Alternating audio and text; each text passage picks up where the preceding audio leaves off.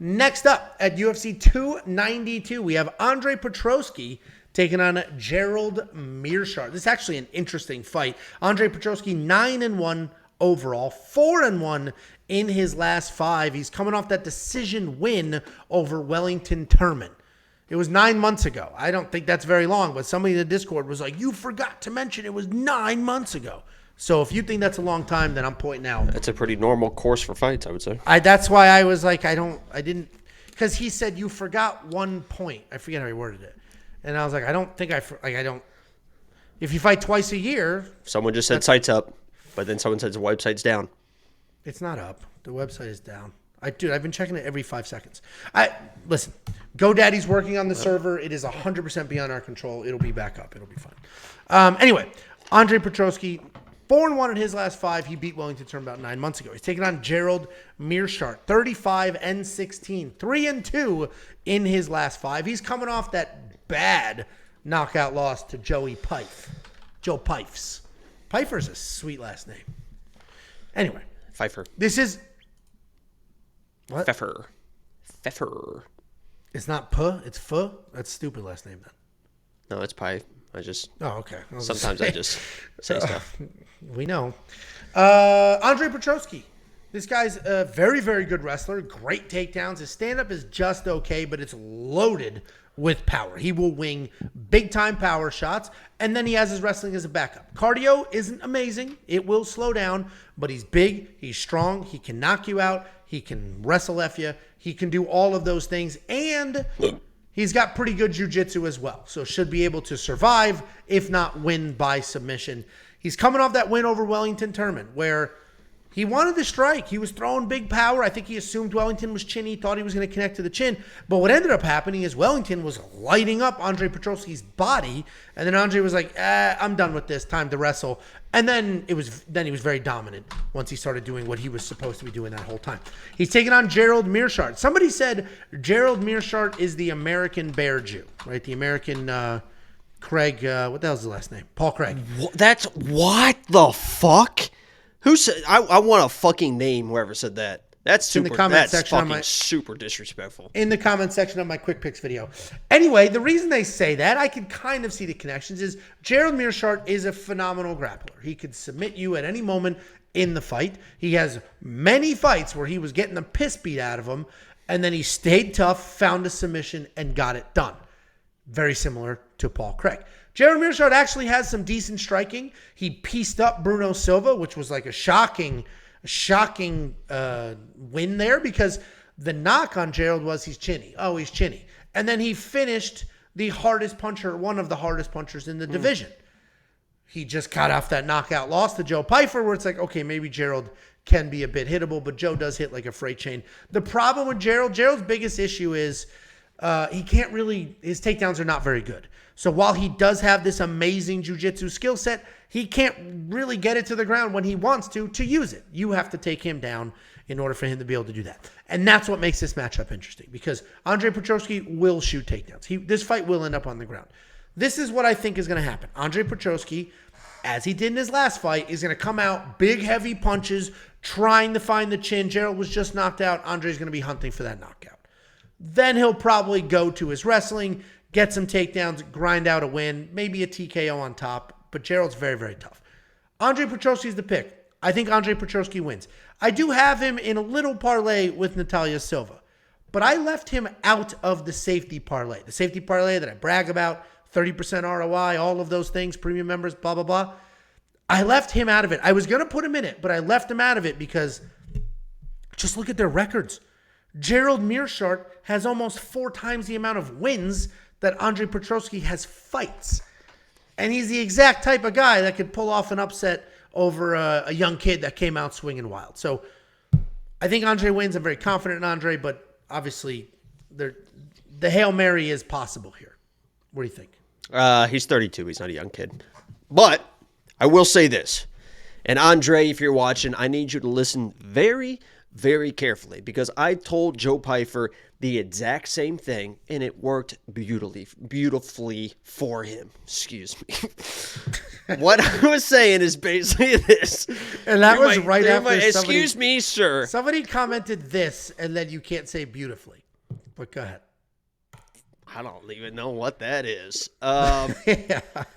But as we were watching the stream and leading up to the fights and everything, I said, listen, Joe, this fight is very simple for you. You don't need to wrestle. You don't really need to do much of anything except for pressure, and just fucking throw a right hand right down the center line, and you will knock this guy out. You don't loop it.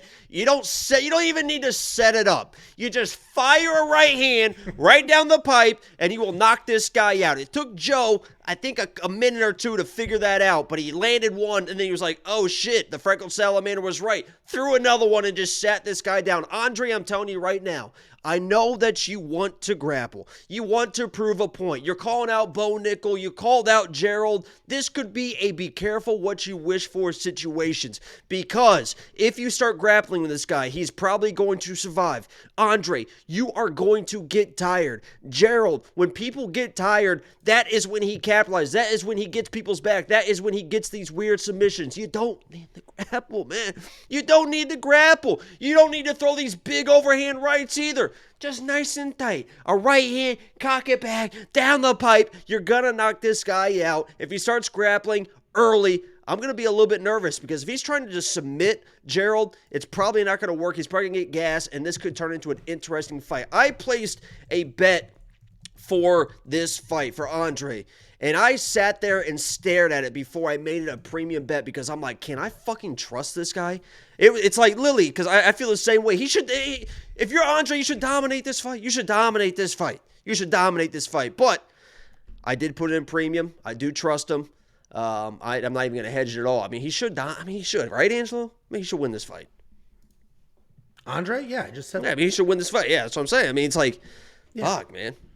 The only thing that worries me is, dude, he's got 10 professional fights to 35, 45, 51. 10 to 51. Like, that's a giant experience cap. That's the only thing that does concern me. But I do agree. I have the parlay with Andre in it. It's just not the safety parlay. I take that. Nobody realizes how serious I take that safety parlay. And, nobody realizes how serious I take my Lock of the Week. By the way, Lock of the Week video is up right now. I would encourage you to go to watch it. It's my favorite one I've ever made. And it's already the fourth most liked video on our channel of all time within 24 hours. Oh, really? It's because it's absolutely awesome. Jacob's Lock of the... Don't leave this live stream to go watch it. But Jacob's Lock of the Week... No, leave, video, please, and come back. You'll be fine. Jacob's Lock of the Week video this week is... It's different because it's very hype. You're like, oh, shit. It's a cinematic fucking masterpiece, and I will win awards for it.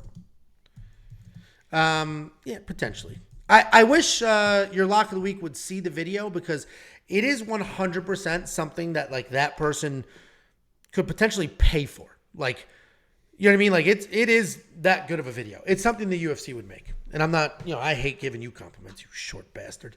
Anyway, $8,800 in DraftKings should absolutely be worth it. He should absolutely be worth it. I mean, he's one of the more safe plays on this card. And all this didn't put him in the Lock of the Week bullshit.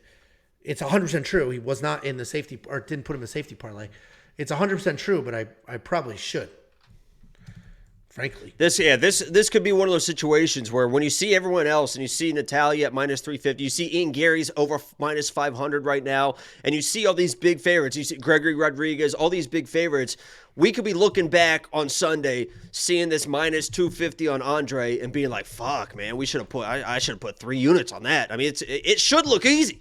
He should make this shit look easy, but we'll see how it plays out. I got my money on him.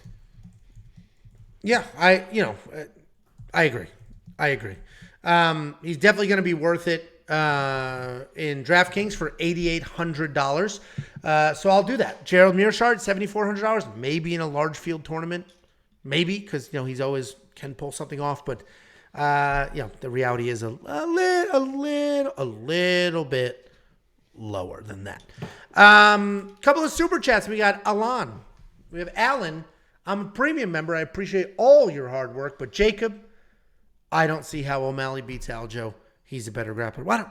That's a little bit of spoiler alert.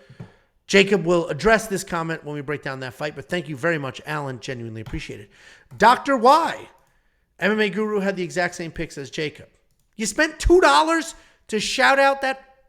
Thank you very much, Dr. Y. Dr. Y actually, I'm just messing with him. Yeah, Dr. Y actually. I'm saying you're about to say something bad about Guru. MMA Guru, if you're watching this, What would I say appreciate that? you. The guy's for shouting out that, and then you were gonna.